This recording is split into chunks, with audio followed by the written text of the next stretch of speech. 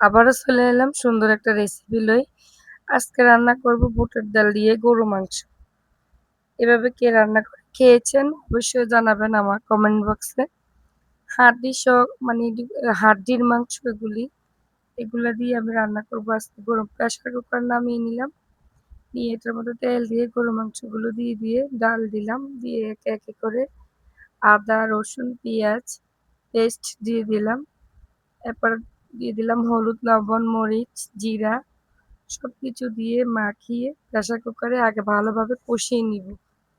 আমি আগে ভালো করে কষিয়ে তারপরে প্রেসার কুকারে ঢাকনা দিয়ে দিই।